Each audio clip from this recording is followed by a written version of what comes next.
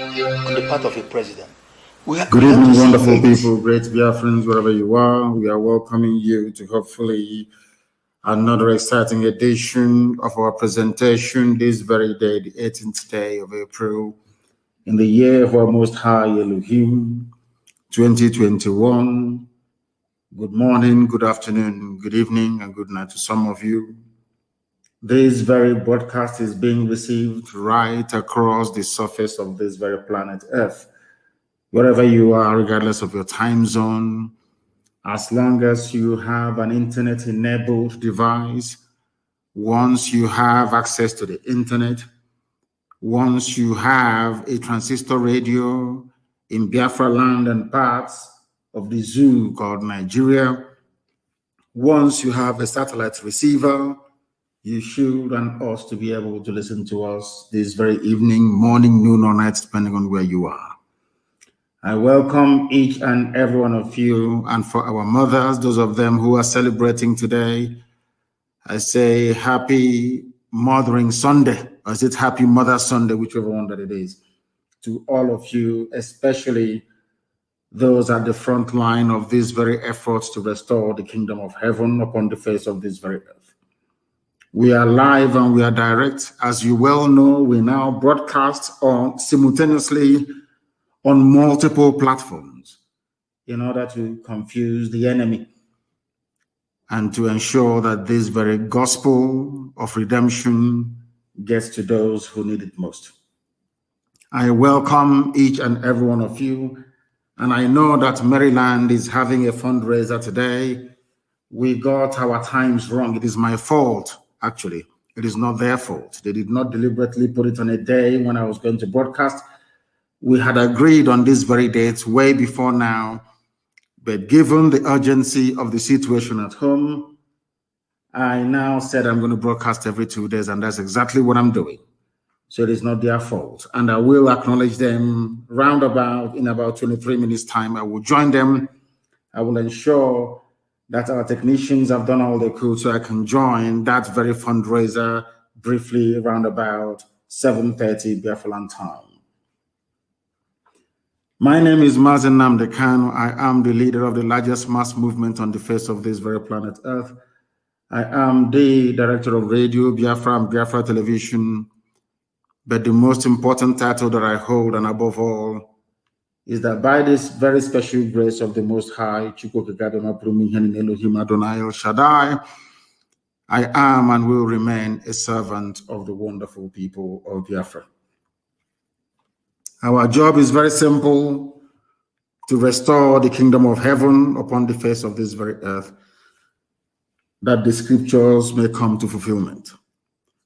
As I keep reminding everyone, anytime you recite the Lord's Prayer, the prayer that Yeshua prayed when they asked him, "Rabbi, teach us how to pray."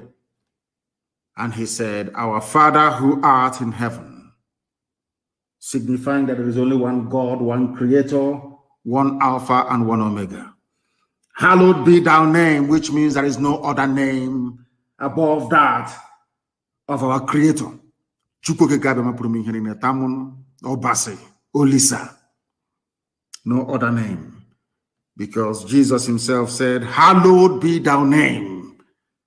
Thy kingdom come on this very earth," which is the kingdom of Biafra that we're fighting for. The kingdom of God upon the face of this earth. "Let thy will be done in our lives as it is in heaven."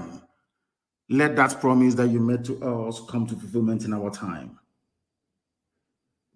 Give us this day our daily bread, and forgive us our sins as we forgive those who sin against us. Of course, as mortals, we must forgive those who sin against us. But the ultimate forgiveness lies in the hands of God Almighty in heaven, whom we are praying to this very evening.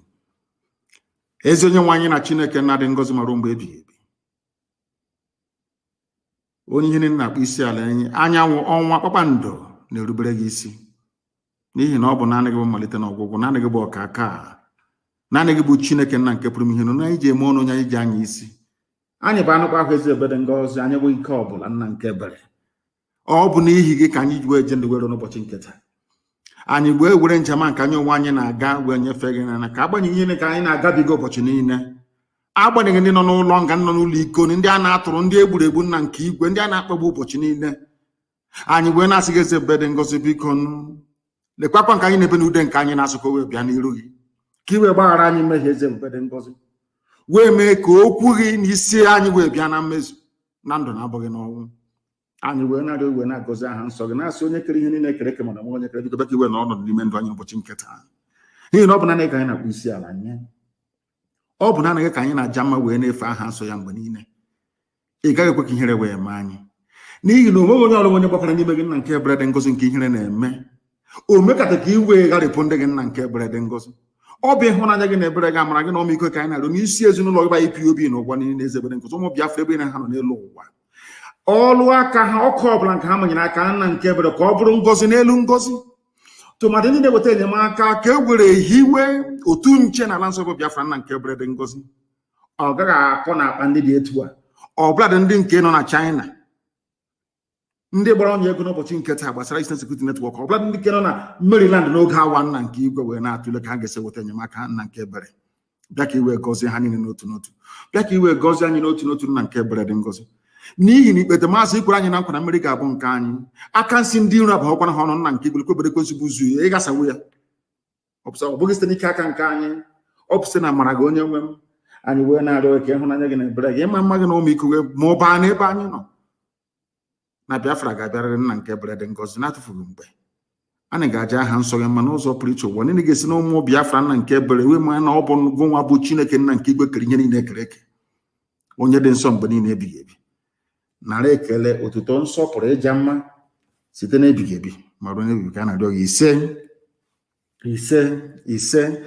I am always in the habit of making sure that we log onto my Facebook page, Mazi Nnamdi Kanu Official. And the reason why I do it is to try to let our people understand that we are fighting, should I say, a multiplicity of enemies from everywhere, from every angle. Even those who do not have any need nor reason to rise against Biafra, they are doing so because we are the light, and the children of darkness are not relenting. Therefore, this evening, if by any means or chance you happen to be kicked off my page, or they start to disturb it as usual, as they would normally do, may I recommend that you go to Instagram, please. Mazi Nnamdi Kanu Official on Instagram. They have not gotten there yet. We are also on Twitter. Mazi Nnamdi Kanu. I am on Twitter. 279.9 thousand followers on Twitter, please. Go there, you will find us. We are also on YouTube. University of Radio Biafra on YouTube. We are there. We are also, of course, on our app, which is IPOB Community Radio. Radio Biafra is working. Radio Biafra app, that is. We are on TuneIn. We are on a whole host of networks and platforms. If you wish to listen to us, you are more than welcome to do so. Those of you who are in climates of unlimited data, you can go to YouTube. We are there streaming very clearly. And of course, a whole host of other people are doing exactly the same and hosting watch parties as we move along this very evening. Do not forget your pen and your paper, because this is the greatest university on the face of this planet Earth, bar none. Here you will learn the truth that will shock you. Sometimes when you hear what we have to say, you may, of course, rightfully so, have need or reason to doubt the veracity of what we are saying, but in the fullness of time, you come to appreciate that everything you hear on this very platform is the truth, the whole truth, and nothing but the truth. We must preach this very gospel because we have been ordained to do so. Elohim in heaven has ordained that we must preach his gospel before the coming of his kingdom on the face of this very earth.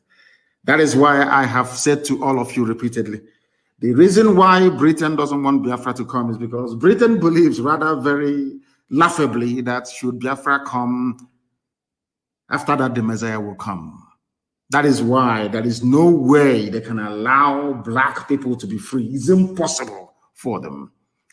And as we well know, once you have the likes of the Janjaweed with you, once you have people who are willing to do whatever it takes to subjugate their own kind, your work becomes a lot more easier. You see, white people don't have to do very much to hold black people down in bondage and in slavery. Not very. All they need to do, they don't need to come to hassle you. They just go to your fellow black people and get them to do the subjugation and the oppression for them, which the Fulani Janjaweed and to an extent your governors are now doing right across the zoo, not just in the East, but everywhere across the zoo, because they see themselves as being privileged enough to lord it over other people who are less fortunate. This evening, I'm going to start by laying, of course, as we always do, a very firm foundation upon which our discourse this evening shall rest, for you to try to understand the effort that people are putting into trying to stop IPOB. I want IPOB family members all over the world to understand the pride of place they occupy in the minds of those that yearn for freedom. I want IPOB family members to understand that you are the nightmare that the zoo is afraid of. And I'll prove it to you now. Only I forget about all these other chaffs and idiots. It's only IPOB that the zoo is afraid of once it comes to Biafra Restoration Project. And I'm going to prove it to you now. I'm going to start by trying to analyze the news that hit the airwaves, or should I say, that was published earlier today by the news agency of Nigeria. Of course, it was syndicated, which means that every news outlet in the zoo is encouraged to carry it. It is from the Minister of Information of the Zoological Republic called Nigeria, that contraption created by a white man, not black people, that racist construct. United Africa Company, from that went to Royal Niger Company. A limited enterprise designed by the British to serve their interests. But unfortunately and very sadly, we black people have refused to learn and to listen. But this evening, I shall remind all of us of our duty and responsibility to one another to try to shed the yoke of neocolonialism wherever we find it. This headline reads, "Don't listen to secessionists, Lai Mohammed tells Nigerians." You must pay particular attention to this. Despite all the raging insecurity in the land, despite the dastardly exploits of ISIS in West Africa, despite the murderous should I say, tendencies of Boko Haram and every other Fulani terrorist group, because some of you should not forget that every terror group in Nigeria is owned and financed by the Fulani. That is something you must understand. Rather unfortunately, and should I say, rather very pathetically, some of you are yet to come to terms with this very reality. To top up the misery for the masses, they control the army, they control the police, they control the customs, they control every arms-bearing agency in the land. Every secretariat agency is in their pocket. And on top of that, you also have the presidency of the zoo that they are now, should I say, have complete and total control over. In other words, you people are living in the era of the Fulani rule. You are living in the era of the caliphate without knowing it. Because you don't have elections in the zoo, you don't have any democracy in the zoo called Nigeria. What you have is the rule, a very primitive rule of the Janjaweed. And to make things worse, there is nobody who is actually in charge. And also, I'm going to prove that to you later on, that we are the ones, we are their tormentors, we are the ones that they're most afraid of. No other person. Anything we say on this platform, the zoo, they listen very attentively, they pay very close attention to it, and they do the best they can, either to mitigate it or to try to rubbish what we are doing. And each time they fail, each time they try to make us look bad, they end up looking very, very ridiculous. I'm going to prove it to you this evening. This news broke this evening, was carried by many newspapers around the zoo. If you Google it, you'll be able to see it there. Don't listen to secessionists. Lai Mohammed tells Nigerians. He said, do not listen to people who are agitating for freedom. Now, let us proceed. He said this very day, today being Sunday, that the federal government was working hard to improve national security and prevent all secession tendencies, which means what we told you earlier today about the abductions that they're doing, which happened this evening in Uguta, as a matter of fact.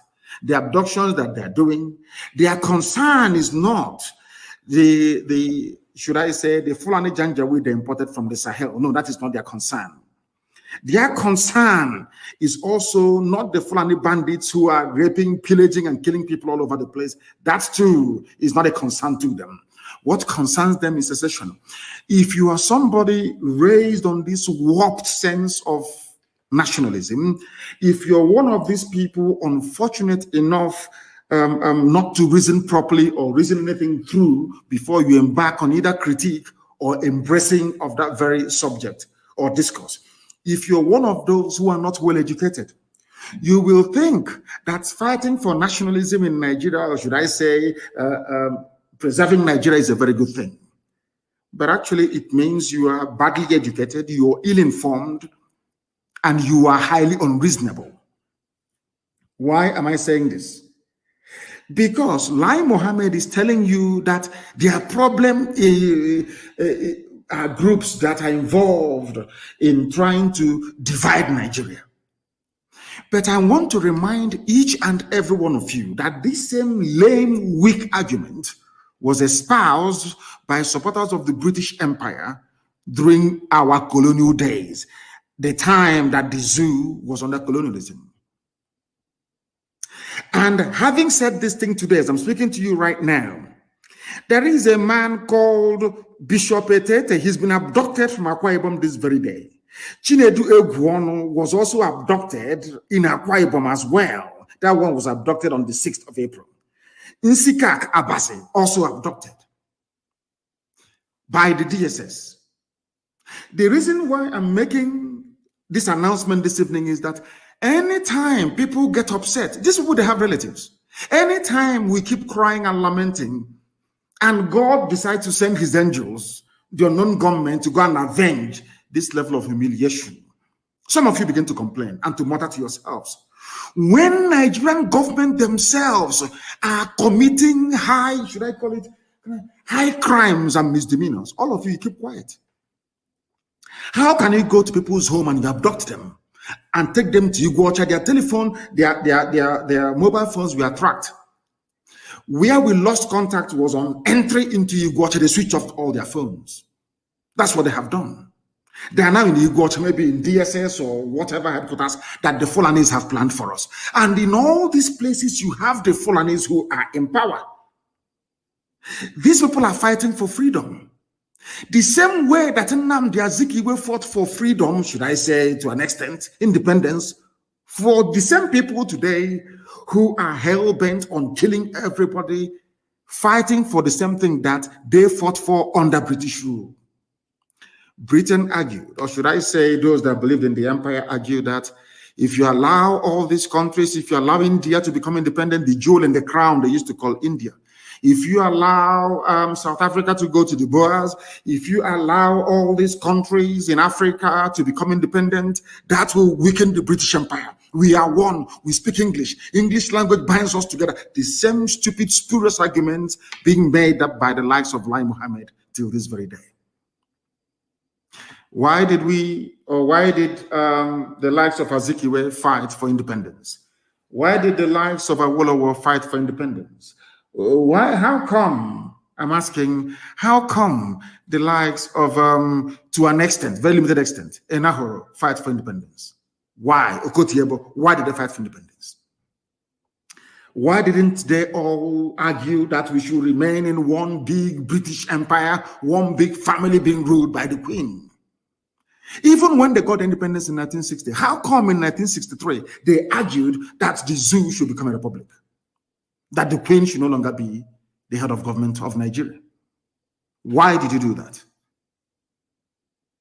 Why is it that now that people are agitating for exactly the same things that you fought for and agitated for under colonialism, you have issues with it? Let us look at what Lai Mohammed has to say. They are working very hard to improve national security by abducting people today in Uguta. They abducted some people today in Uguta as well, not just in Akwa Ibom. In Uguta today, they went and they abducted some people there. The man ran away, they took the wife. A woman. This is what Fulani people are doing. Any day now, people become angry and enraged and they react. All of you will come on social media and on the useless newspapers and be yapping rubbish. Today that the DSS are busy abducting people, you will not say anything. And I want to ask you this question. How many Fulani bandits has the DSS abducted before in the past? Sheikh Gumi knows where they are. How many of them have been abducted? The answer is zero. Absolute zilch. Nothing. He gave this, he was speaking on a radio program, I think it was in Lagos, it's called EB, Abasade. He urged Nigerians not to listen to IPOB, not to listen to Mazi Nnamdi Kanu. That's what he's doing. He said, speaking specifically on the issues around security, Mohammed said that federal government efforts in that respect necessitated the town hall meeting on security held on April 8 in Kaduna. The people causing the problem are the same people that they went to have a town hall meeting in the same state, being governed or being ruled by a man, that midget El Rufai, that openly told all of you that he was traveling to Chad, to Niger, to Mali to go and pay Fulani terrorists and bandits to stop killing all of you. He was the man, when asked what was happening in southern Kaduna, he said that the Fulanis were exacting revenge. A governor, that was where they held this town hall meeting. I want to let the whole world understand that Nigeria itself is steeped in hypocrisy. That is something, every time I come on air, I keep lamenting about the state or the mental well-being of Black people, how we absorb information and how we analyze it. I keep saying this all the time. I don't know if some of you actually sit down to give a deeper reflection on this very issue I harp on about all the time. They held a town hall meeting, not in the south that hasn't been ravaged that much by terrorism, but in Kaduna. The same Kaduna that was the epicenter, the beginning of present-day Fulani banditry started in Kaduna, in southern Kaduna.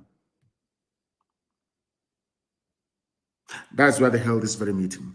That is to tell you that they have taken over your lives. You people are worthless. And I'm saying this with every sense of clarity and sincerity that people in the southern part of Nigeria, you people are slaves, but the funniest thing is that you don't know that you are slaves.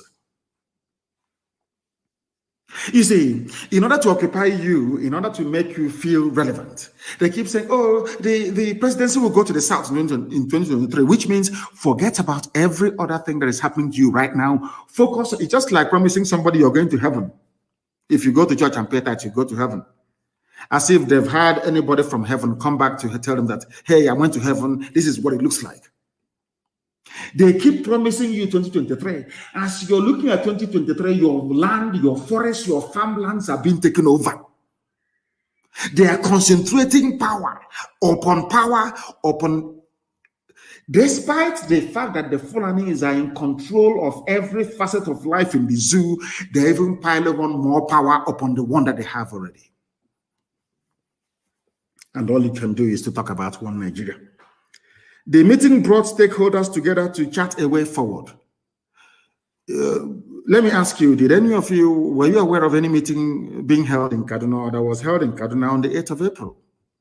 Stakeholders is basically Fulani people, maybe from Chad, from Niger, from Timbuktu, with the Sultan in charge. They said that they setting benchmarks for enhanced security and national unity in Nigeria. Unity by force. Unity, the same way that Britain tried to hold their empire by force, crush, imprison, kill, jail. It didn't work. It has never worked anywhere in history. And Nigeria is not going to be an exception. It will never, ever work. They said that their deliberations, or should I say, their conclusions, were presented to the Federal Executive Council and state governors on Wednesday and Thursday of this week gone, respectively. Lai Mohammed pointed out that what united Nigeria was more important than those issues threatening its continuity. And I want to ask anybody with any sense of, I don't know how to put this so that people can actually understand me. I want people to ask themselves this question. What are those things that unites Nigeria? I know some idiot will tell me that an Igbo man trading in Sokoto, in Guzo, in Kotangora is what unites you. The same way you have Igbo people running successful businesses right across the whole of Europe and in the Americas. The most successful immigrant race into the United States of America are Biafran people. I think it's an official document, isn't it? The most successful immigrant race into the USA are essentially Biafran people. Are they not doing very well in the USA? They are excelling in the USA. Is anybody in their right senses ever suggesting that we should be one country with the USA because our people are doing very well? I want to be very generous to the likes of Lai Mohammed and all those misguided nationalists that you have in the zoo called Nigeria. It's a very simple question. If you claim that somebody doing business successfully in Maiduguri or in Bauchi is a panacea, is the reason why we should be together as one country, there are people who are doing very well in the UK as we speak, running successful businesses. It doesn't matter if they are Biafrans, there are Yoruba people doing exceptionally well. These are multimillionaires in pound sterling. Are you now implying that Britain should come back to recolonize us? Because there are people who are doing very well in Britain. Simple common sense. I'm sure that you know that the answer is no. So I want Lai Mohammed and all those peddling this fictitious line that what holds us together is more than what divides us. What is holding us together now is Fulani laziness and Fulani greed. Their lecherous behavior, blood-sucking demonic behavior. They contribute nothing to the national coffers. I keep asking myself all the time, if you sit down and you ask yourself, what is it that the Fulani Janjaweed, especially their so-called elite, are contributing towards the national development of the place called Zoological Republic of Nigeria? The answer is absolutely nothing. All they do is that they steal. The ordinary Alamajiri Janjaweed may move cattle from place to place. At least they provide meat to an extent to those that want to eat their useless poisoned meat. What does a Fulani, ordinary Fulani Janjaweed so-called elite, all of them that are stealing money and sharing it in Abuja, in Kaduna, in Sokoto and all that, just tell me what they have contributed. I keep asking this question, nobody can answer it. Absolutely nothing.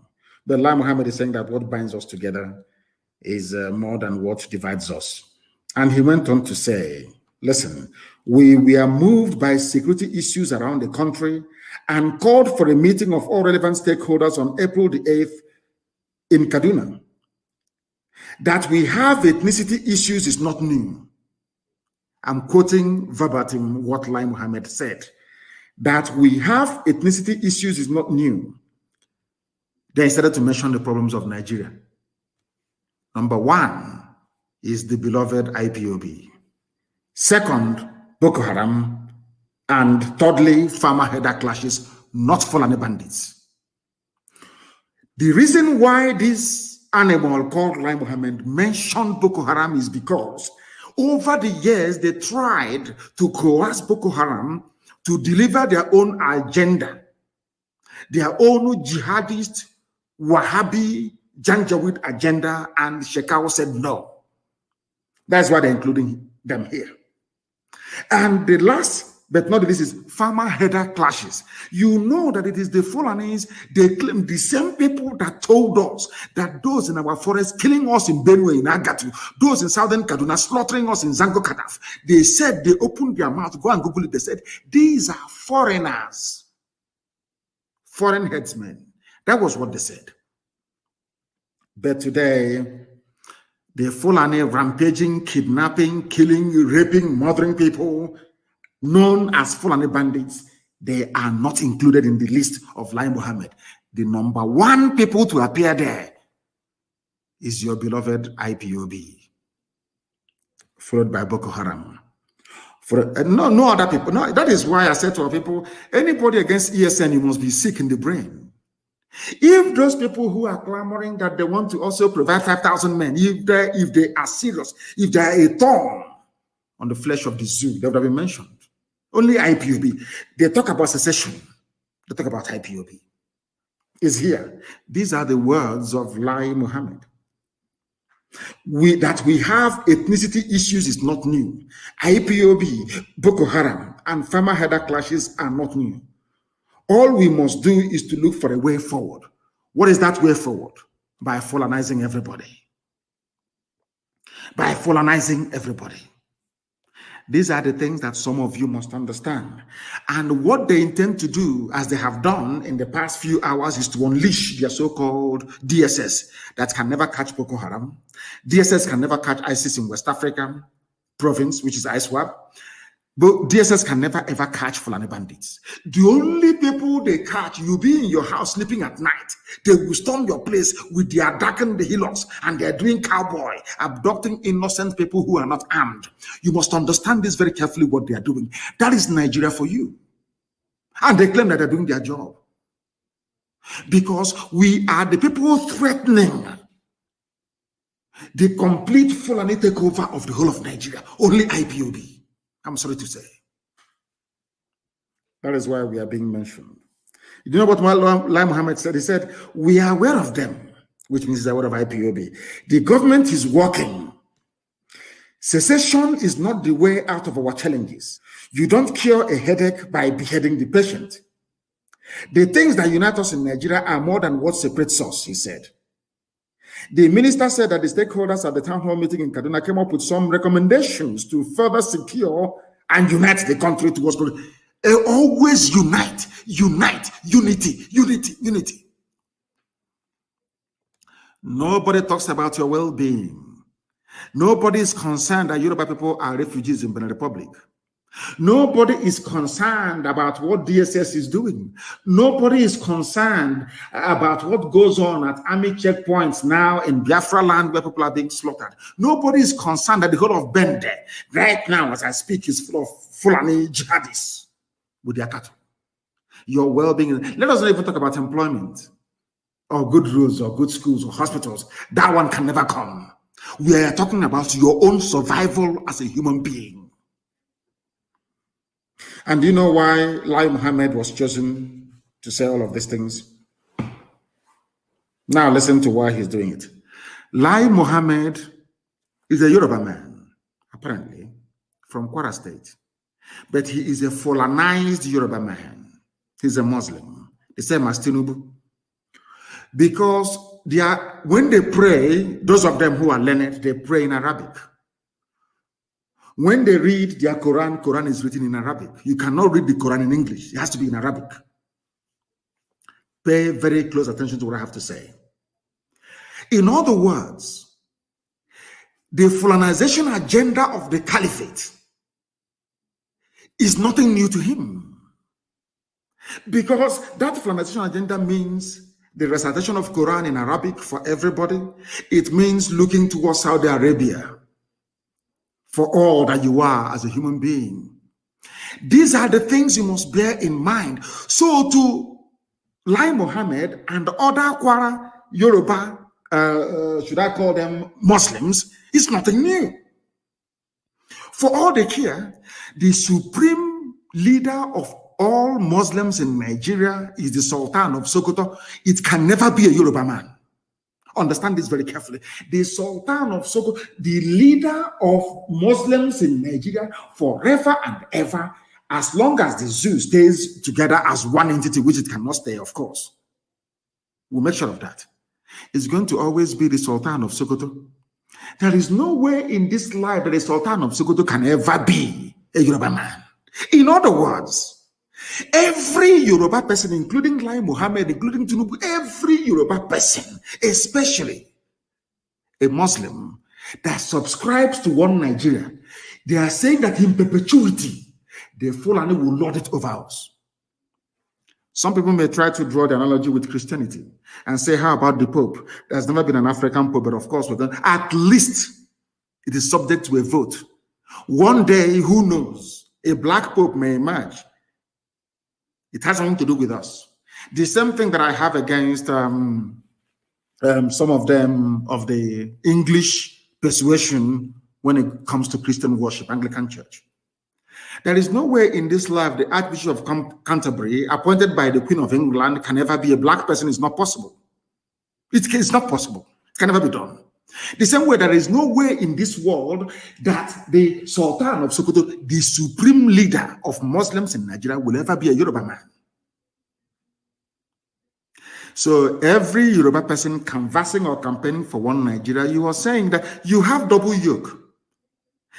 Obasanjo emerged, the Yoruba man, as the head of state of Nigeria because the Fulani said so. He came back again and became civilian head of state because the Fulani said so. Shunekon emerged because the Fulani said so. When Yorubas wanted their own person to be the president, Fulani said no. Abiola, and he was not the president.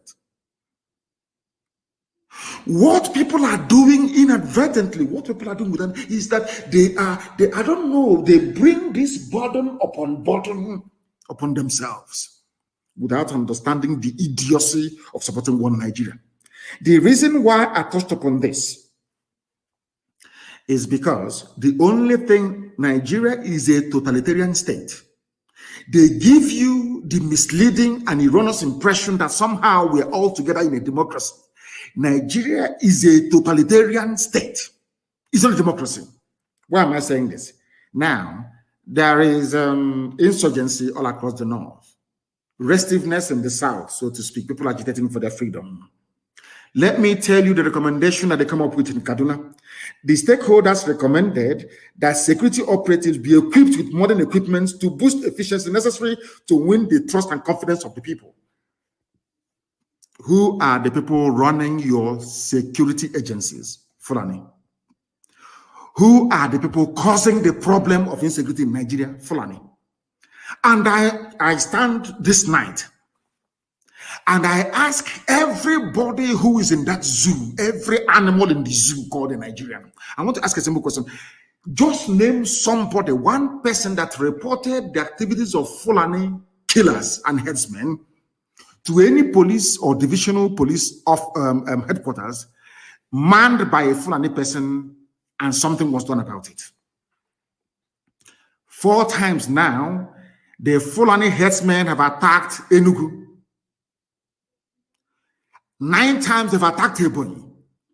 At no point during these attacks did the commissioner for police in any of these states, never ever during these attacks did the commandant or the head of army at 82 Division ever send soldiers to go and stop the slaughter of the innocent in the villages. Never, but they are there. Their job is to keep Nigeria united, not to secure Nigeria. That is why this evening, as we are live on air, I'm announcing that people should stop traveling in and out of Enugu at night. Now, the Janjaweed are operating from Loba, given to them by Ojus Okalo. Loba is a terrorist base of the Fulani in our land. But you have governors all over the place. You have people living in Abuja and in Lagos, pontificating and talking rubbish every place there about their beloved one zoo, one Nigeria. This is what is exactly what gave birth to Eastern Security Network. They have met in the Kaduna.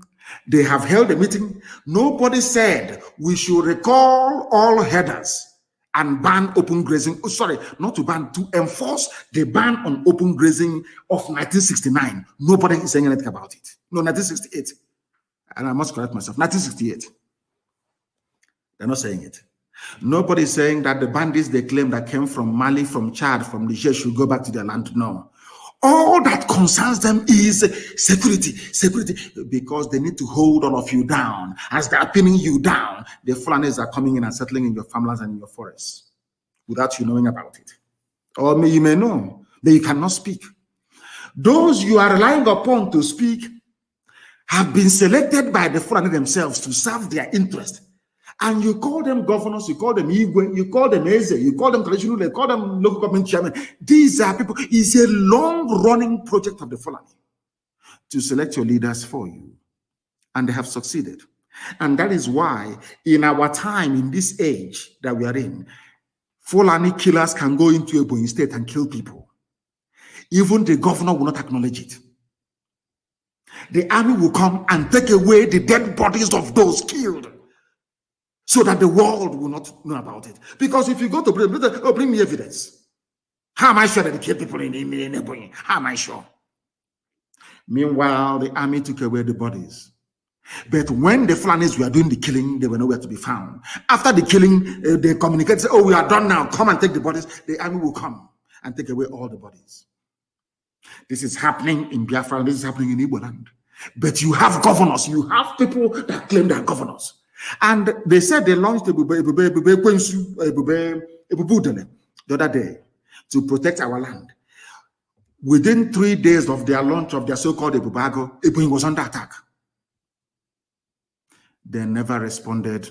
It fell upon IPOB to command the Eastern Security Network to go and do the needful to secure our land. And people don't understand what we are facing every blessed day. Every blessed day.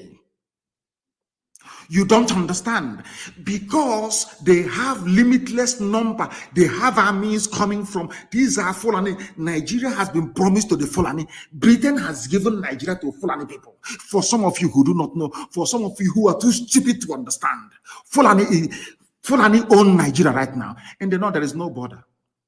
They build railway to Niger Republic. There is no scrutiny, no accountability, nothing. Niger people can come into the zoo and register to vote. They can do whatever they like. And all of you from the south, you're just there looking, saying one Nigeria. Sometimes, sometimes I get very, very upset. And I said to myself, why don't we allow these people to take over the whole of the south so that your eyes can now open? Because some of you are still blind. You're so foolish. You don't understand what is happening. I'll give you a very simple example. I despise Dangote. He is not the richest man in Africa. And I will tell you why. Because he's running a monopoly. In America, he will be in jail. I keep saying this. Every broadcaster come and I tell you. All of you were there. Let me tell you what the Fulanis have in store for you. Go into ordinary business. In every sphere of the economy, the Fulani dominate. Their stranglehold is total.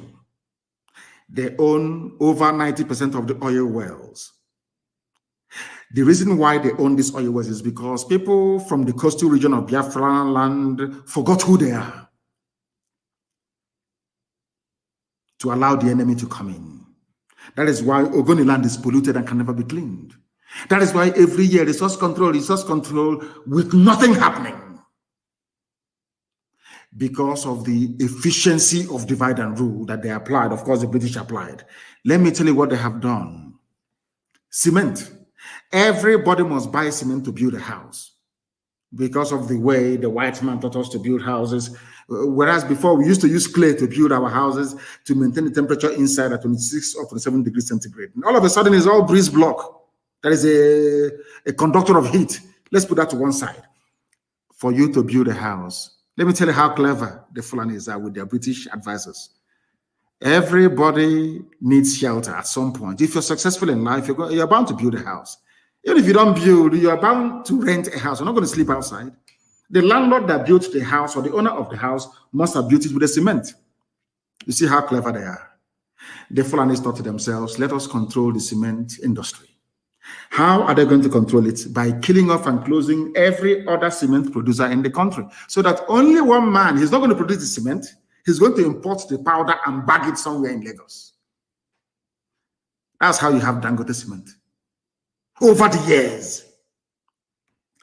Some of you may have forgotten, but my uncles used to work at Niger Cement Factory at Nkalago, built by Dr. Michael Okpara. Niger Sem is called on Kalago Cement. Some of you have forgotten, but I'm sure if you're as old as I am, you remember BCC Lions of Boko. Have you forgotten Lion Cement from Benue? BCC means Benue Cement Company. They used to have cement in Benue State. There was Elephant Cement, Ego Cement, Ashaka Cement, Boham Cement. Even Ibeto had his own cement. Now, people complain, they don't have any jobs, they are miscreants, they have no jobs. But you people, the same Fulani that you people idiotically voted for, or claim you voted for, are the people that shut down all these factories.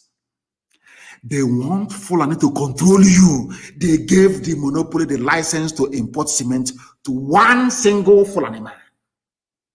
Dangote. That was why they put Ibeto in prison. EFCC called him and imprisoned him to stop him from selling cement. Only one Fulani, only one, mind you, they're in control of the oil. Only one Fulani man. Some of you are so stupid in Nigeria. I don't know the type of God that made some of you, but I will educate and I will enlighten you.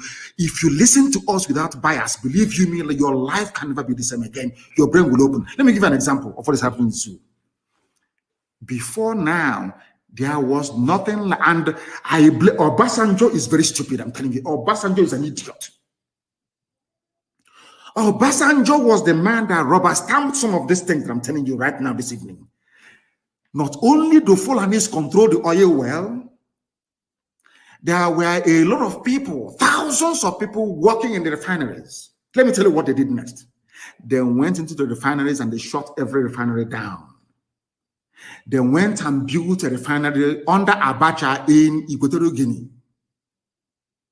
They went into a consortium with the British and built a refinery in Exeter, in England.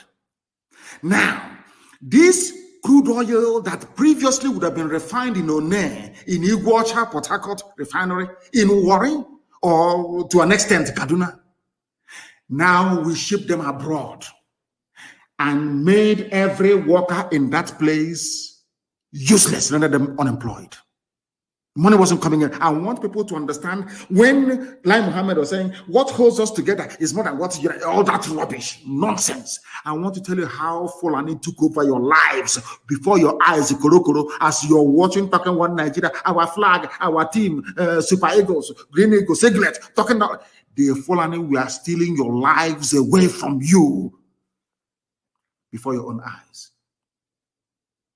Fulani was not content in owning the oil wells. They shut down the refineries where our parents were working, where you could study petroleum engineering, graduate, and find a job to feed your family. That sector was shut down. Remember, they shut down the cement sector. Very critical. Every day there's construction going on, isn't it? It's a very critical sector of the economy. Building raw materials, of course. Fulani, Dangote one man. Now let me tell you what they did very cleverly. They came to the petrol. Not only the oil well is not enough, to tell you how much they hate you. They call you a Nigerian, let's unite, but they despise you. They hate you. If not, why would they shut down all these cement factories and allow one man to import? I didn't say produce, import. You will have limestone in Nkalago right now in Ebonyi State rotting away. Shut down. BCC in Nuboko, shut down. Maybe you don't get them have taken it to rebag, not to produce, not to manufacture cement, but to import cement powder and rebag it. That's all that they do. And they claim they love you. They claim they want to see Nigeria progress. I am doing this program this evening to let the whole world understand that there is no basis for unity in Nigeria, because the whole thing is based on evil and wickedness. Why? Because Fulani people are not hardworking people. They can't wake up by 5 or 4 in the morning to go to work. I challenge anybody. All those factories that you see in Lagos, in all those industrial belts, I challenge anybody anywhere in the world to tell me if a Janjaweed can wake up by 4 in the morning to go to work in a factory. I challenge, it's a challenge to everybody. Show me one. Now listen. They took over cement, which is very critical. They took over oil itself, the only country that people, private individuals, share oil wells amongst themselves. That is not enough. Instead of moving that oil to the refinery to be refined, where we can find jobs to make kerosene available easily, to make fuel available to run our country. No, not at all. To tell you how evil they are. Those claiming and shouting one Nigeria, to tell you how satanic they are. They moved all those jobs abroad by shutting down all the refineries that you have in your zoo country. And who is in charge of NNPC? Fulani and the Kiari family. Understand? Now, you see what they did? They now moved crude oil abroad to the refineries that they built with stolen money from the public coffers. It doesn't end there. Denying you jobs is not the end. It's not even their problem. Now, to bring that refined petrol back into Nigeria, you will not pay subsidy again to bring back into the country what left the country for free. Hey, zoo. Only if black people can reason. They took away cement sector, very critical in the building of any economy in the world. They took away oil, which is the only thing that you have, so to speak. They export it, they export it and they make money. They bring it back and you pay tax for it. Yet no refineries are working. That is how you have fuel subsidy. The meaning of fuel subsidy is that your refineries are not working. Not that they will not work if you turn them on, but because Fulani shut it down, that they may control your lives. Two sectors. We must all eat, isn't it? Everybody must feed every day. You have to eat something. There is no food you cook in our land without salt in it. No. You must add salt now. It's normal. You cannot have tea in the morning without sugar. Dangote. Ordinary Indomie. Dangote. There was a Biafran I met in Netherlands. He wanted to bring Indomie into the zoo. I think he brought sample. They arrested him at the airport and put him in jail for trying to disrupt Dangote's stranglehold on the, should I say, the ready meal industry, pasta and all this other rubbish that people eat. Only them. Only them. You cannot feed without contributing to Fulani domination of your life. In religion, those of you who are Muslims, Fulani is number one. Politics, they are number one. Army, they are number one. The police, they are number one. Everywhere, they are number one. Anytime you talk, unity. They hit you, they kill you, they arrest you, they shoot you, anything, unity. Because they know what they're benefiting. The final game is to hand over our land and our forests to their brothers and sisters from the Sahel. And it's happening before our eyes. One shut down refinery that could have employed millions of people. Ibocha down, Warre down, even Kaduna. Who built Kaduna refinery? It's not Obasanjo. They asked me, said he's diversifying the location of major industries. He wanted to please the Fulani masters that put him in power. They built Kaduna refinery. You have to move oil all the way from the south to the north. They can pipe oil to the north and everywhere else, but they cannot pipe clean water to your homes. They cannot pipe gas to your homes. And they claim, they tell you, we protect one Nigeria. We are all Nigerians. We are going to make progress. Progress how? For how many years? How can you make progress by shutting down industries that employ people, rendering them unemployed, and importing into the country finished items and products that you could have produced in your country? Are you listening to me? So what Lai Mohammed is saying is rubbish. He was born in Ilorin, I'm sure.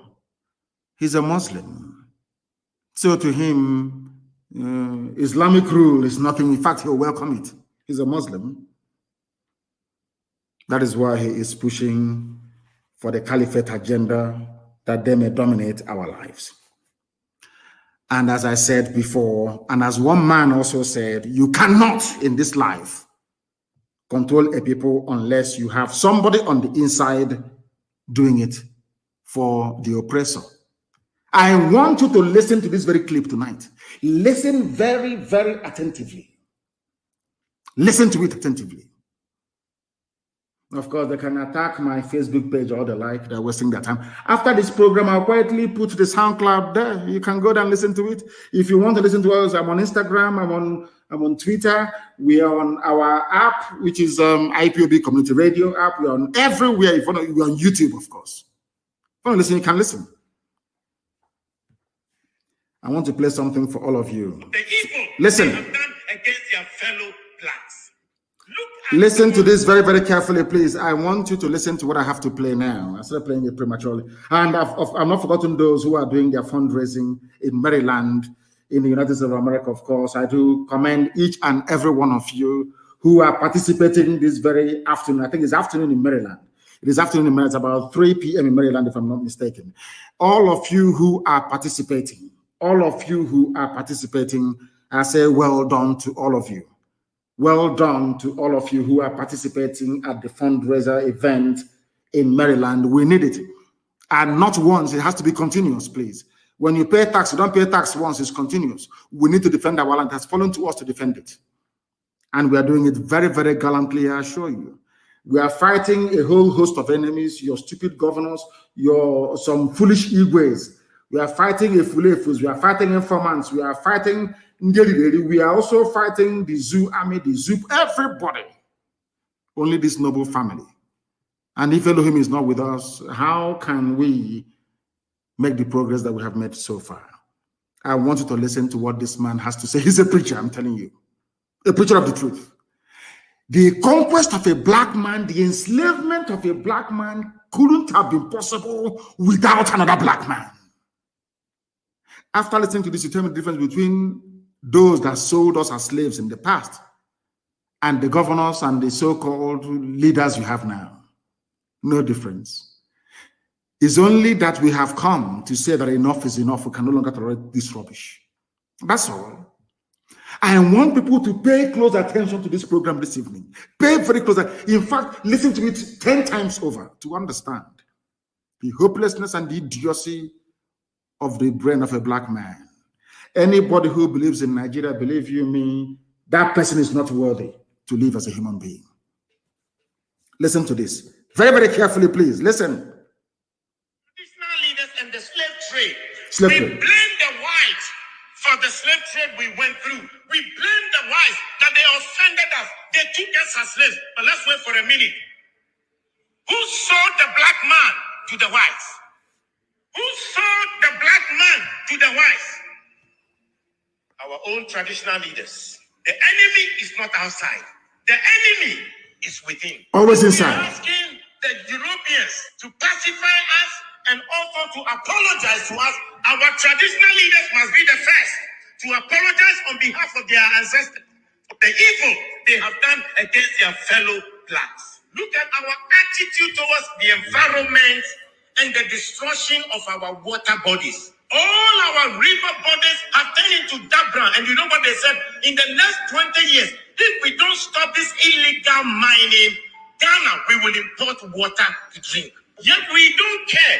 And Chinese, they will come from their country into our forest, destroy our forest, destroy our land, and illegally mine and damage our waters. How can they come if the traditional leaders didn't give them permission to do that? And in one instance, while they were dead, our military went there to protect them.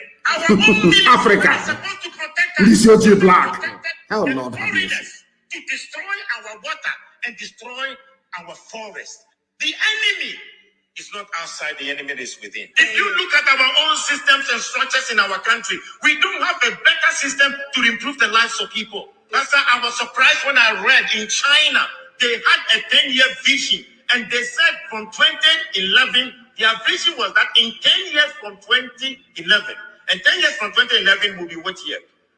This year, 2021, that they will raise over 20% of the people to become multi-millionaires. Now in 2021, they have 1.8 million Chinese who are multi-millionaires in China, and they are between the age of 40 to 50 years. Multi-millionaires. The government intentionally decided that they will make sure they will have 20% of the population multi-millionaires.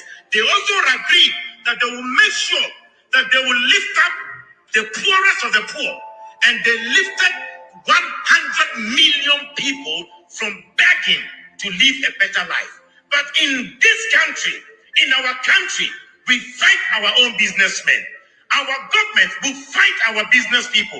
When when they know that your business is thriving, and they know that perhaps you are not sympathetic towards the running party or the ruling party, they will fight you, collapse your company, and make you poor. When in China, they want to make the people rich. In Africa, we want to make our own people poor. The enemy is not outside.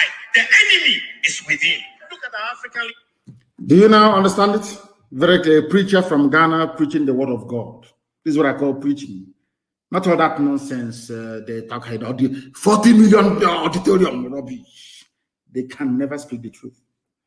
Imagine if every Sunday in the churches that you have in the South, even in the Middle Belt, the priests were to climb the pulpit and repeat exactly what this man is saying. There will be a revolution overnight.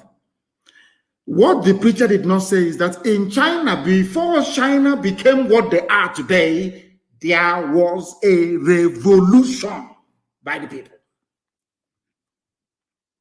Do you understand? This video is very clear. The enemy with black people, the enemy is always within. It's a good thing he's preaching from Ghana. The people that conquered Nigeria for the white man are Ghanaians. The West Africa Frontier Force is from Ghana, recruited from Ghana to come and fight. Fought us at Benin, fought us all the way at Arochukwu. Ghanaians recruited by white people.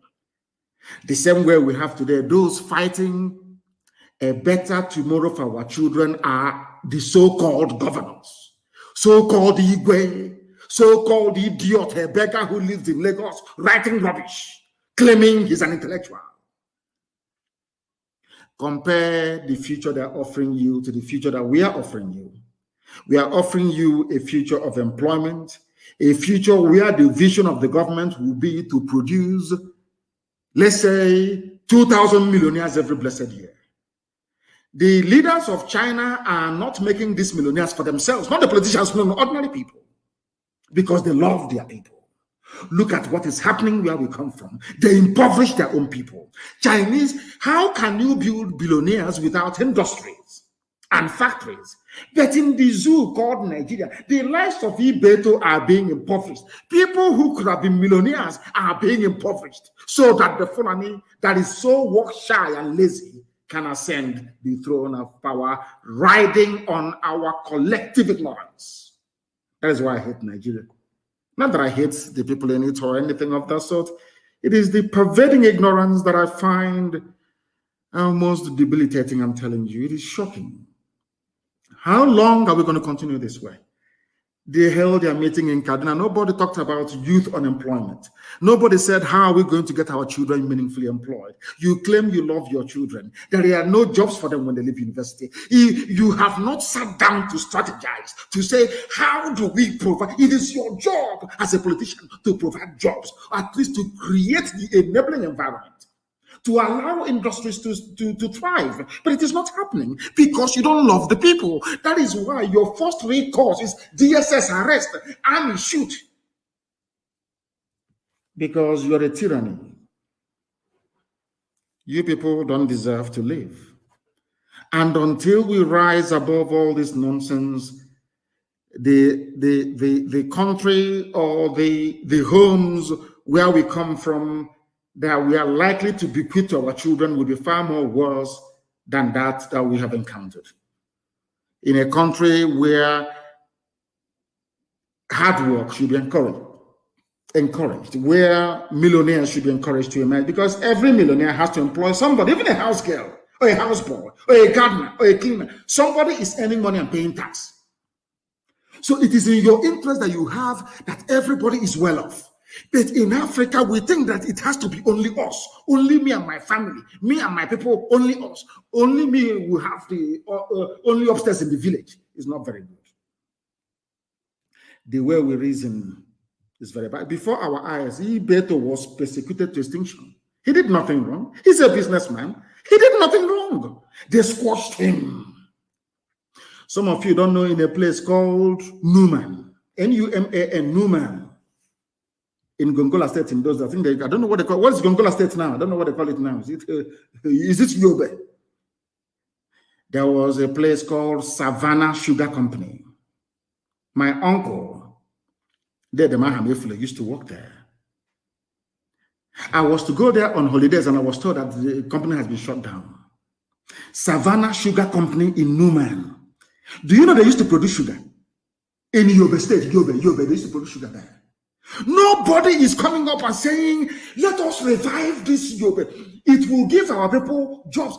You know, with sugar, you do a lot of things with sugar anyway. Some of you don't know that the rum you drink, you know, the Southern Comfort you take. You know, rum, Southern Comfort. It's sugar from sugar cane. You don't know that sugar is alcohol. You don't know that? Hey.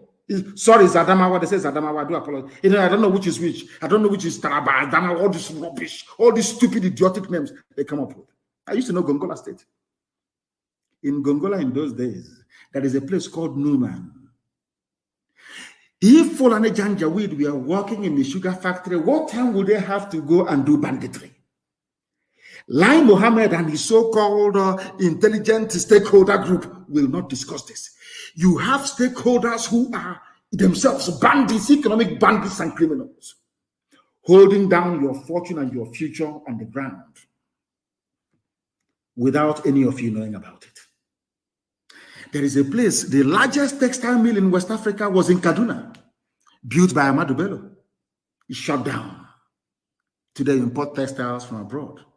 London farm settlement from where the Malaysians came and learned how to plant palm tree. Run down. Some of you, I said this thing many years ago, some were in a shock for days. Let me repeat. Do you know that Nigeria imports palm oil? We import palm oil from the same Malaysia that we taught how to process oil, palm oil. And the people responsible for this destruction of our future will stand up and say, we love you, we love Nigeria. I mean, come on, for goodness sake. Are we that foolish? Are we that stupid? I'm asking all of you. That is why they don't want us to preach. That is why Facebook will suppress, remove people, make things as horrible as it is. But had Mark Zuckerberg been a zoo product, his invention or his creation will not see the light of day. He will not be a multi-billionaire today. People don't understand what we are fighting. We are not just fighting so that we can be free. We are fighting to set other people free, to create a future that our children can remember and say, our fathers did this in our time. The same way that the Chinese are doing for their people. Every blessed day. It doesn't matter. I don't criticize them anymore because they're doing the best they can for their own people. Are you blaming them? Including eating our penises. If that is what makes them fine, so be it. Somebody will come to Africa, kill his own flesh and blood, a fellow African, cut off his penis and sell to the Chinese. And you're telling me that we are normal. Somebody is somehow telling me that such satanic creation like Nigeria should stand. I asked Lai Mohammed, they have never, since they came into power, I have never heard them one day, this useless, idiotic APC, say to themselves, how do we generate employment? I criticize Babangida all I like, but I recall very, very well. In fact, I believe that Babangida's economic blueprint was the best that the zoo had ever seen as a centrally run political entity. Not when they had the regions. And you know the funniest thing? Those who are against secession, so to speak, in their language, those who are against autonomy or freedom for the regions. The only time that Nigeria came close to attaining its potential was when everybody was on their own. Go and ask, consult your history books. Dr. Michael Alokpara's economy was 40% every year, the fastest growing in the world. Awolowo performed a miracle in the West. When I mean miracle that you cannot even believe what the man was able to do with ordinary cocoa. Transformed the entire West was transformed. Built the first stadium. Even the Janjaweed, Ahmadu Bello, and Tafawa Balewa, do you know what they did in the North? Go and look at the factories that they built in the North. When people look back with nostalgia at what Nigeria could have been, they were looking at Nigeria when the regions had their own government, when the regions had their own embassies abroad. These are the things they don't teach you in schools. But if you're fortunate to be listening to us, then you're highly blessed. And all these people who have a hand in sabotaging their own people. And as I said sometimes, that I don't think there is anybody anywhere on this earth that has come close to matching the accuracy of everything that we pronounce. You know, when I say it, you don't believe me. Some of you may remember when I used to say to Rochas Okorocha, you come back in shame. You see this planning you're serving, they will disgrace you. It's something I said to Lai Mohammed. All of you fools that think that by serving the Fulani somehow one Nigeria, your life will be better. I want to read out a story concerning Rochas Okorocha that you may understand. This is the idiot that locked up our mothers in order to please his Fulani masters. Now let us read and understand what is happening to him today. EFCC releases Okorocha after 2-day detention grilling. The same man that rigged the election in Imo State for his master, his Janjaweed master. This is the same man, the same human being that locked up our mothers in Owerri because they were protesting that I should be released from detention. This same idiot. He was preaching Nigeria to us. One Nigeria, how we need to be together. Nigeria has to go as we're talking rubbish.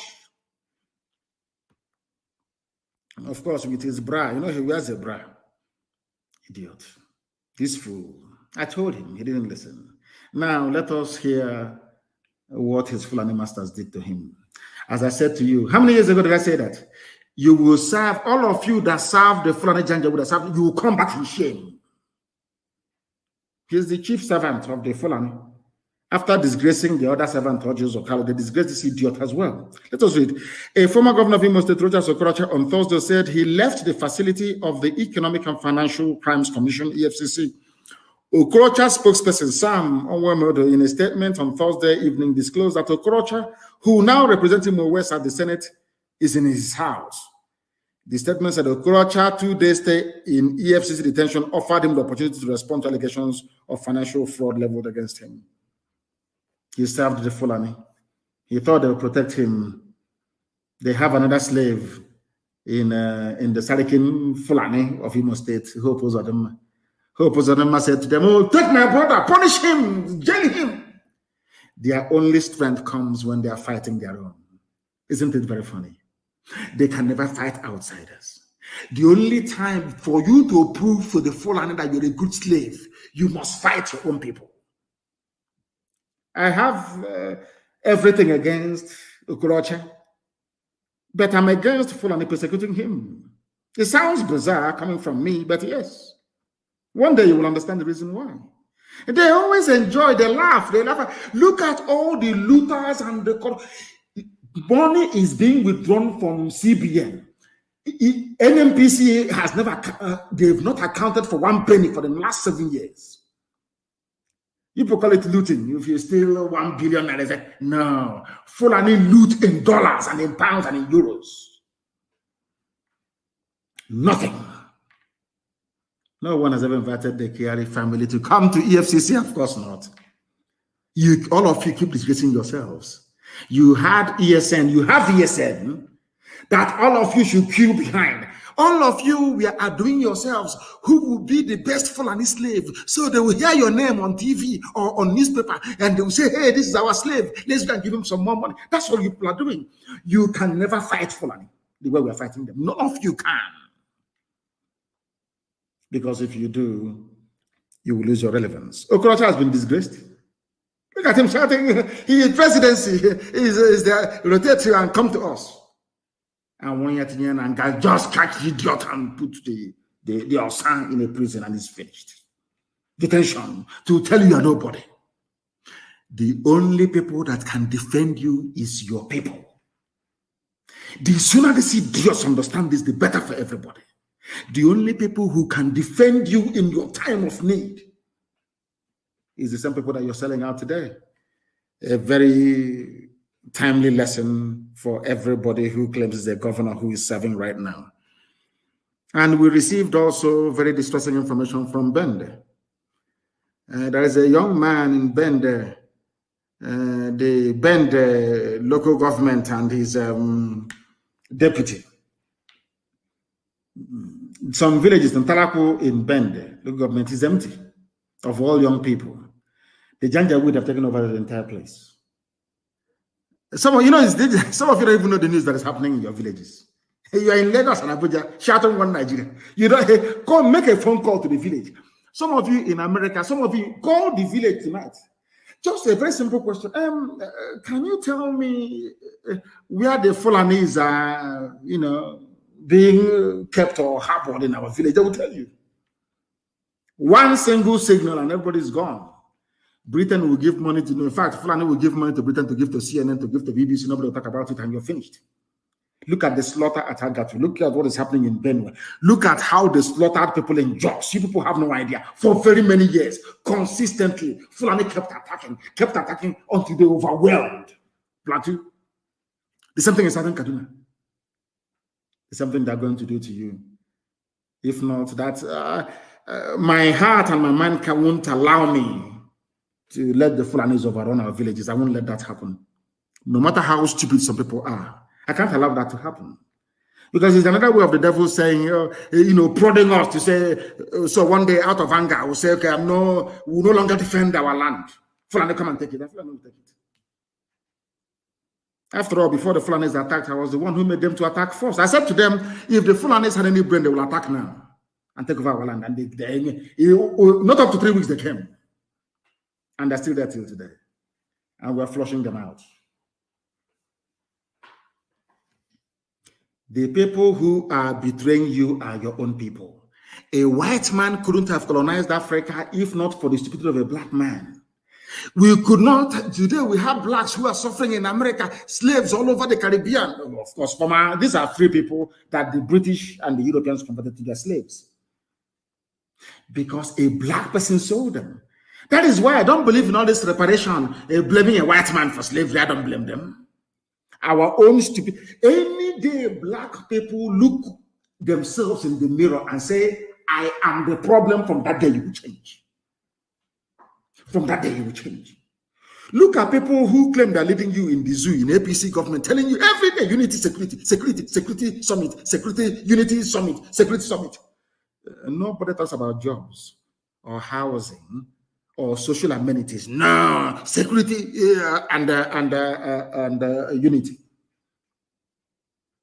Because a black man is wicked. I'm sorry to tell you, we are wicked, I'm telling you. Evil upon evil.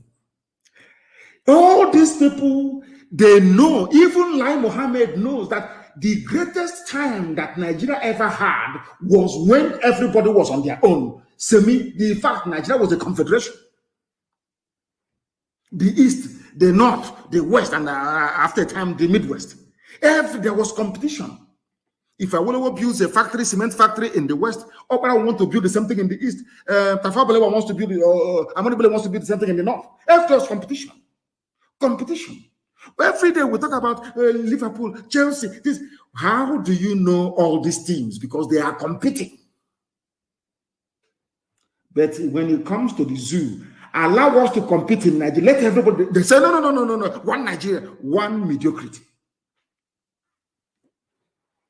That is why if you don't learn anything here, you will not learn anything in your whole lives.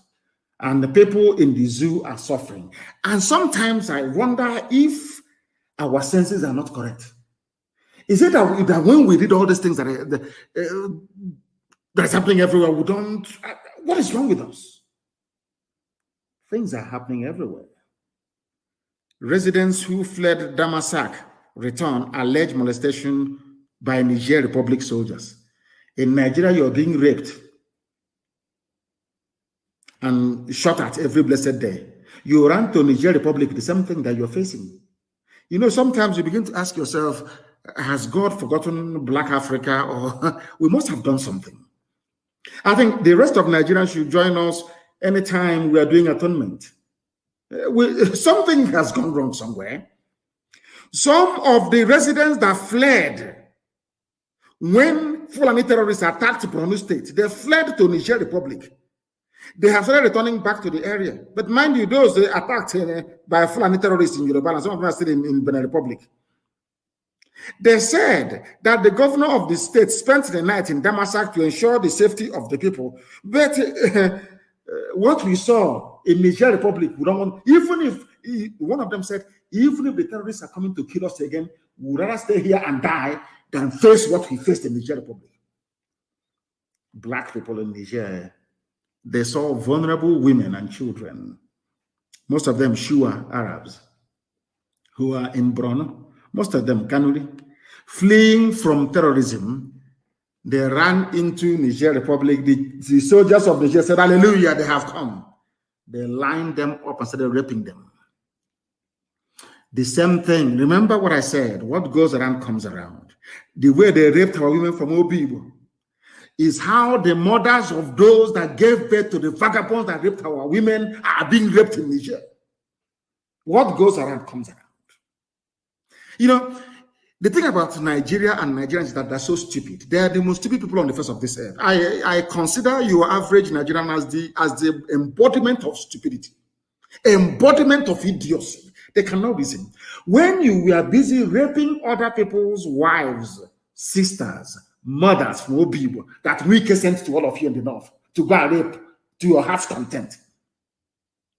You never knew, you never thought that such a thing can happen to you. It has happened to some of your mothers now in Borno, to the extent that they are saying they would rather die inside the Borno state than run again to Niger Republic. This is the time for everybody to come together to free ourselves. The likes of Lai Mohammed, they have their houses in Dubai, in London, in USA. They have no interest in your future. When they talk about unity and security, it is to secure their oil wells, to secure their monopolies that they have over your lives. Not because they love you. Not because they love you. Nigeria is the worst evil. Nigeria is worse than evil. Worse than evil. We must continue.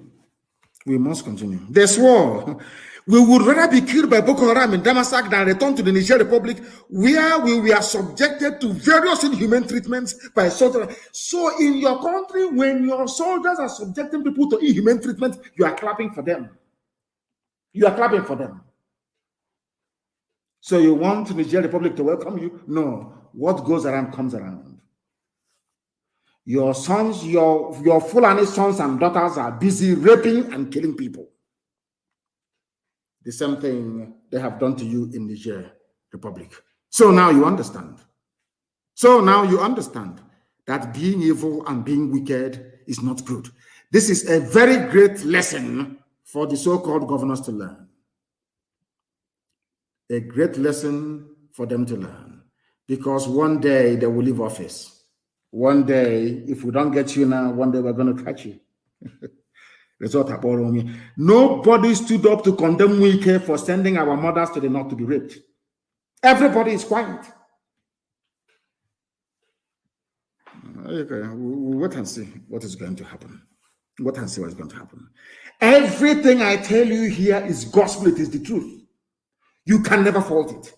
Nobody can. You can never ever fault not one single thing I tell you. Remember when my Facebook was on fire before? I told you Facebook is working with them, and sadly, most of those that work for Facebook are Yoruba people. Yoruba young people. You would expect them to do that which is right, but you know, there's that thing in us, black people. You know, our wicked, evil nature is natural. That is why a young person will leave school. They recruit you into Facebook, and your job is to suppress the truth. Why did Twitter go to Accra, to Ghana? Because in Nigeria, they suppress the truth. Yet they will not learn. They will never, ever learn because they are not as smart as they should be. They are not as smart as they should be. They keep cutting off, keep suppressing, keep doing everything they can. Then we keep going back. We keep going back and preaching the gospel of heaven because nobody can stop us. You can't stop us. We are unstoppable. The sooner you realize it, the better for you. And after Oduduwa becomes free, which is going to be, Oduduwa will be free. I am sure that Oduduwa freedom, they will go and fish out all their people that work for Facebook and put them in jail. That would be the best thing to do because they're evil. The young Yoruba people working for Facebook, their mentality was what made it possible for the white man to leave Europe to come to Africa to conquer everybody. They think they're doing the right thing, but they are making a very bad situation worse. And we must tell them the truth. We have to tell them the truth. I told the whole world that this boy, the boy you have now is not Jubril, representing Buhari. Some of you pretend you don't know. The president is back. Buhari is back. This Yoji, I will not meet some of you people in my next life. If there is anything, I will not meet some of you. No wonder you can be colonized by anybody. I'm sure if the Chinese, you have to bring their religion tomorrow, some people will be going there to go and die for them. As I told you before, I remember, I think it was Reverend Jim Jones in Guyana in those days that killed a lot of black people because stupid, wretched black people did believe that a white man, Jesus can only be a white man, not a black man. He told them to take poison and they all took poison and they died. Reverend Jim Jones, I'll never forget, from Guyana in those days because he's a white man. Hey, black. I told you before that the man wearing the mask now represents claiming he's Buhari, a young boy. His name is Yusuf Abubakar Muhammad. His name is Yusuf Abubakar Muhammad. You know the mask, the fake mask, the plastic mask you wear, the Buhari's face, the hyper reality face mask. They couldn't make the ear to be very strong. So now, when the boy came back from Britain built a special N95 mask for him so he can breathe. So you can't even know if he's Buhari again or not for some of you who are already confused. But we know it is not Buhari. He no longer anchors the mask behind his ear. Is now around his neck, at the back of his head. Because we exposed him that if he puts that thing on his ear will be bent because it's rubber. It's not real. Go and look at the new, people should circulate that very picture. Go and look at the new mask he's wearing. Not Buhari's hyper reality face mask. The COVID-19 mask he's wearing, he no longer puts it behind his ears. It's now behind his head, around his neck. That goes to show that everybody listens to what we say. Everybody, they listen to us. That is why they have learned. They are now anchoring it around his neck, no longer behind his ears. And they say, welcome, Baba. A small boy. He is now shorter than the late dead Buhari. No wonder Dangote can come and take over all your cement needs, so to speak. Shut down every factory. Sugar the same, salt the same, all of you. And you're there shouting one Nigeria. Richest man in Africa, one Nigeria. I have never seen a bunch of more idiotic people than Nigerians. He has a new mask now. Because as somebody said, he's on a pure, a mixture of pure oxygen, nitrous oxide, the chlorine, and phosphorus to breathe. Oh, dear me. I don't know if those of them in Maryland can hear me, those who are doing fundraising for the gallant men and women defending the land of Biafra, Eastern Security Network, ordained by heaven itself. Once again, allow me to commend all of you who are gathered.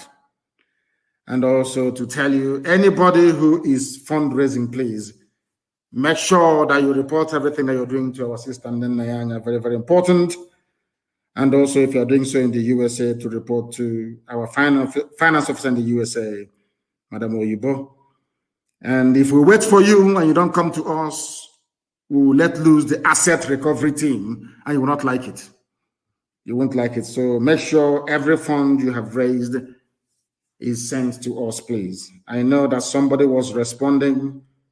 Those that stole our money were responding. They said, oh, but we sent this to this. We said, yes, you may have sent, yes.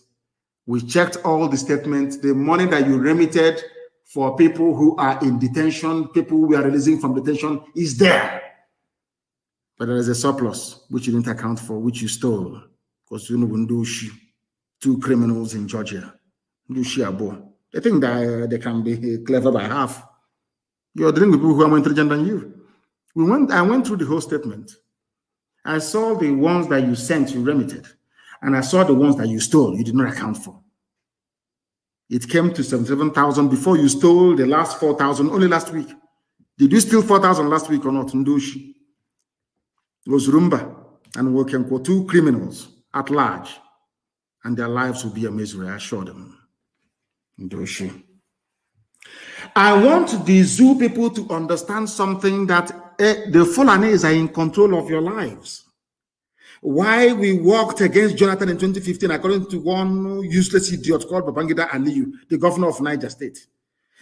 They said that the Fulanis, of course, they control the whole of the north. The middle belt, I don't know what is happening to them. Those people, they're a bit confused sometimes. I feel sorry for them, honestly speaking. I feel sorry for them.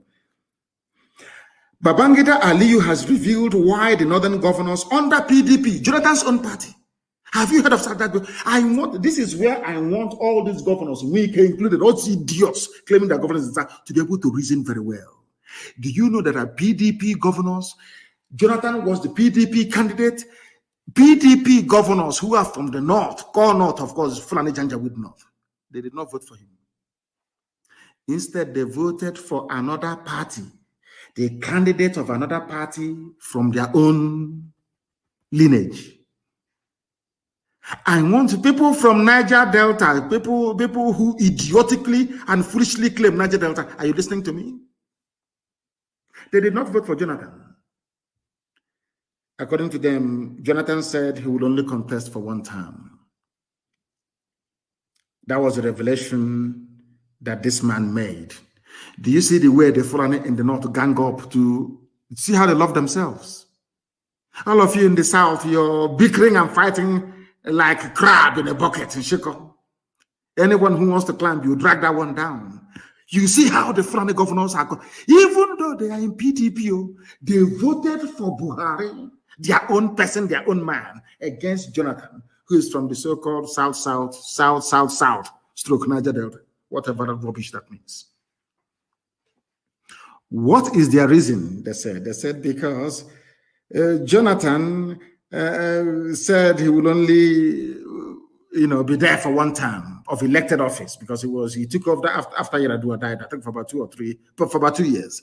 Then he contested, he won, and he was there for 4 years. Fulani said, "You promised us." In Fulani, they're always good at remembering what you promised them, but they can never remember what they promised you. So Jonathan was kicked out, yes?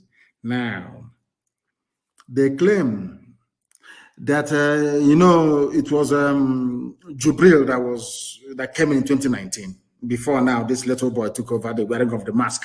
The mask we are now is Yusuf Abubakar Mohammed from Niger Republic, the boyfriend of Aisha Buhari, not Jubril. Jubril ran away from Cuba at the height of COVID-19 when Abakari died. One day, all these things will be revealed from sources that I'm sure you will believe. Then some of you will say that this is a prophet.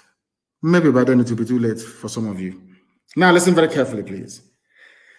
The same people that claimed they voted for Buhari in 2015 and voted for him again in 2019 forgot something. And I will quote for them. Nigeria's Buhari said he would not seek re-election in 2019, according to the minister. This news was carried by Reuters. The same Buhari, you claim, of course, Buhari died in 2017, we know all of that. The same Buhari in whose name you're running Nigeria said, "I will only contest for one term." The same thing that Jonathan said. And your excuse for supporting Jonathan is that he said, or he reneged on his promise to only run for one term. The same thing with your so-called Buhari. But you voted in Jubril under the tutelage of Abakari in 2019. Is that not correct? Or thereabout? Is that not correct? So you did not remember the promise that Buhari had made. He would only run for one term. But you remember the one that Jonathan said. That's why you didn't support him. But you supported your own kind. Of course, Jubril wearing Buhari's mask. That is Fulani for you. I'm saying this because of the idiots in the south who cannot reason. Fulanis, they go in, they arrange everything. They get a lost soul in Lai Mohammed to dish out the lines for some of you. They pay some Yoruba journalists. They pay them, give them money. And they forget who they are.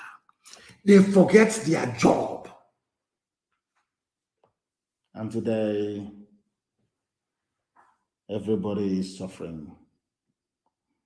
I have told those who are on Facebook, on my page, live there, because Facebook is frustrating everybody. Live there and go to Instagram, or you go to Twitter, or you download the app. Download the Biafra app. It's very cheap. Very, very cheap.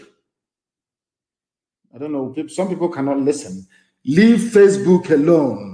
On my page, that is, I know others are listening on other platforms. Leave Mazi Nnamdi Kanu official. Leave it alone for them. Let them be hearing me, because Facebook is listening to me right now as I preach this gospel of heaven. They cannot remember what Buhari promised to, but remember Jonathan's own. That's why they kicked him out. These people are congenital liars. Fulani politicians and the idiots they have groomed in the south, they are all liars. And the only way to solve this problem is a revolution. Revolution. A very bloody revolution. And when it starts, don't read newspapers. Because Tinubu will give them money to be writing, is this tribe that did it? Is that ethnic group that did it? No. Once the revolution, believe you me, no newspaper should publish. Only a revolution can save the people, or else we are all doomed, because they are all liars and deceivers. These are the same people that say, oh, build alliance with us. Niger Delta, build alliance with us for 2023. The same alliance that was built. And despite all the things that Jonathan did for all of you, Alamajiri, you still burnt his billboard, attacked his convoy violently. Nobody was shot dead. Nobody was shot dead. And all of you in the south, you have all forgotten. Oh my God. Don't allow Fulani DSS, their army and police and others behind the formation of a Bubago to deceive any of you. There are some hotel building freedom fighters who may join them. It is a grand conspiracy to set our land on fire. Brother against brother, sister against sister. They have started with the abductions. Any day we pray and our prayers are answered, people will start complaining. But now that DSS is moving from house to house, abducting people, all of you are deaf and dumb. You're all blind. You cannot see it. Any day we react now, people will start shouting their rubbish as usual. Insecurity, insecurity. Now DSS is making us to feel insecure. None of you will complain. Of course, you're black people. It was your likes that sold us during slavery. It was your likes that brought in the white man after, should I say, being given chieftaincy title, warrant chief. Black people, sometimes try and love yourselves. I don't know what is wrong with you people. Try and love yourselves for once and do that which is right. Nobody in their right senses should join any Ebube rubbish. ESN is there. We will take you. We have too many Fulani terrorist settlements to clean in our land. So you must come and join Eastern Security Network. I think there was a radio station that did a poll. People of the East want. They said it's ESN. They said it openly. We don't trust the governors. If not for ESN, nobody would have thought about this rubbish that they claim. Have you seen them before? They are floating something. Have you seen any men? Show me one thing to say that this is. What is even their telephone number if you're in distress? If you're being raped by Fulani and you escape, which number are you going to call? They keep playing with your brain, and some of you keep falling for it, and you claim you are educated. And I want to say or to repeat what the former Senator Shehu Sani wrote. I had to truncate it because it was very long. Some of you in the zoo called Nigeria do not understand this. In the US, they do. In Europe, they do. Elsewhere, they do. Only those in the zoo called Nigeria. Whoever is elected to represent the people, and the people that he claims he represents are being persecuted, oppressed, killed, or kidnapped. And he chooses to cowardly remain silent or sit on the fence out of fear of losing his seat or upsetting or even offending a certain power or authority or mortal God. That person is morally unworthy and undeserving of the seat he occupies. In a nutshell, this is from Shehu Sani. It's not from me. Please quote him. I am quoting what Shehu Sani wrote. All the politicians you have in the East, they are not worthy of the seat they occupy. They are there to protect you. Have they ever protected you? I keep asking you this question all the time. When our sister was killed and cut up into pieces at Huli, what did Obiano do? Now that we are being attacked in Ebonyi State, what is Dave Umahi doing? In Enugu, we are being slaughtered every blessed day. What is the governor over there doing? Or is it in Abia State? And they claim they represent you. They claim they are fighting for you.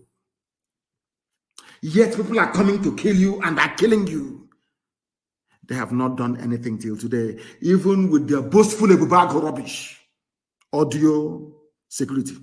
They have done nothing. And you still believe in them or trust them, then there is something fundamentally wrong with you. Therefore, ESN is all that we have, and we must guard and protect it jealously. I want to sound a note of warning to all those in the diaspora. I know that some of you mean very well for what we are doing on the ground, especially our men on the front line. Nobody wants to hear that our men are hungry or that they are sick, they're not receiving the right treatment. Nobody likes that. But I want to warn all of us in the diaspora, please. Very, very important. Stop calling people who are on the front line. You must desist from contacting commanders on the ground from today. No more. Because it breeds insubordination and ill discipline, which we cannot afford right now.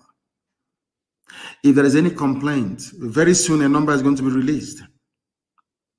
The command of ESN flows from me to our high command, to our general on the ground, who now gives instructions to the men in the field. We don't want a contamination of that chain of command. You may mean very well, no doubt. And all those who are in the business of doing videos, complaining to people in the diaspora, you must stop forthwith. You must stop it immediately. We are not going to tolerate or allow that nonsense to continue. If you are an operative of ESN or a commander, I must also warn you, please, not to contact those abroad unless you are instructed to do so by your state commander. In every state, the state commander is paramount. What he says goes. In the fullness of time, if he's not doing it very well, we will know and we will seek to correct it.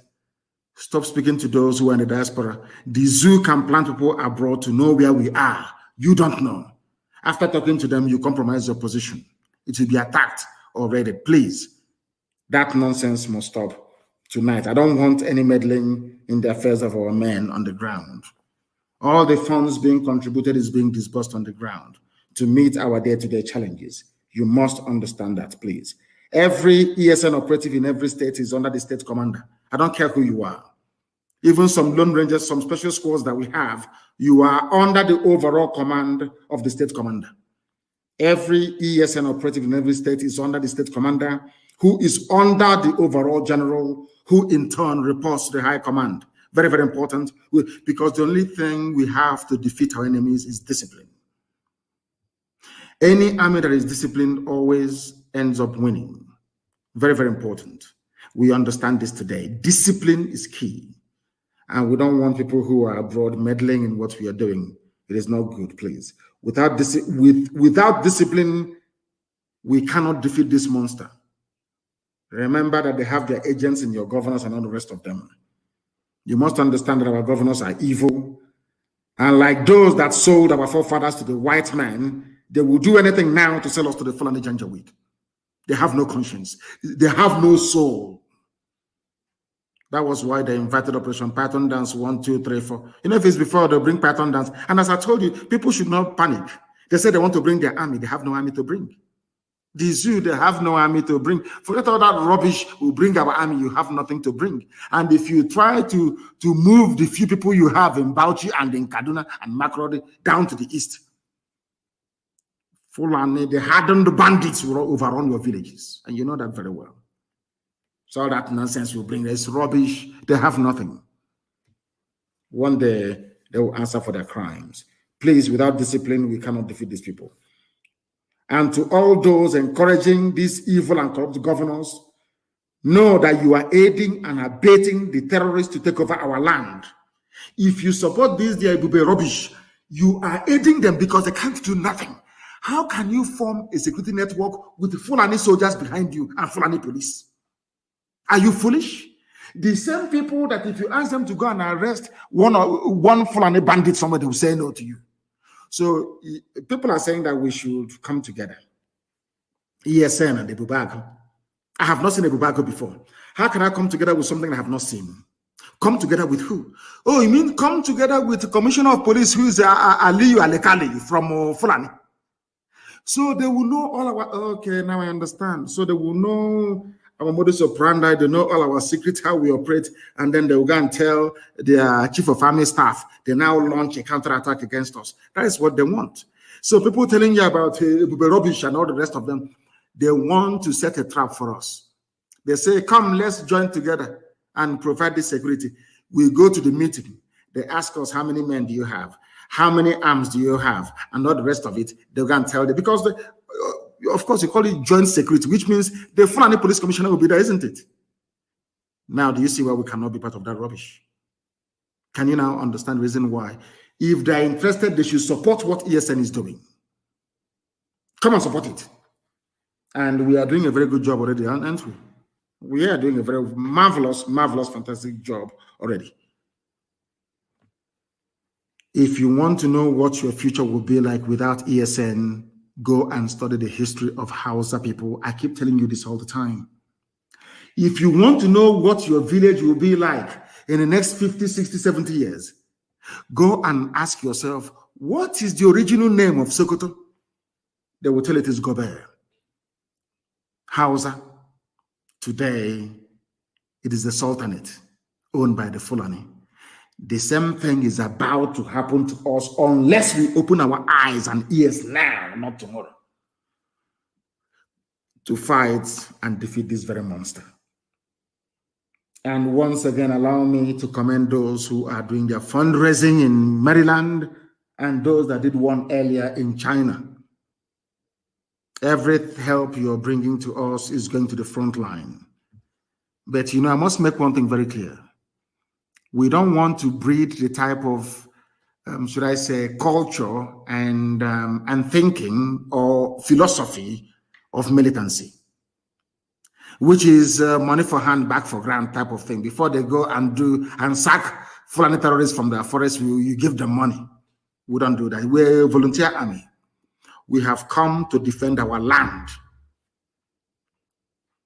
Do not bring corruption into it by talking to people selectively and saying, I'm promising them something. I will not tolerate it. Anybody who does that next time will be removed from my POB. I don't want anybody speaking to men on the ground. They have commanders. With only discipline, we are going to win and succeed in this very war that we're fighting. Understand that very clearly.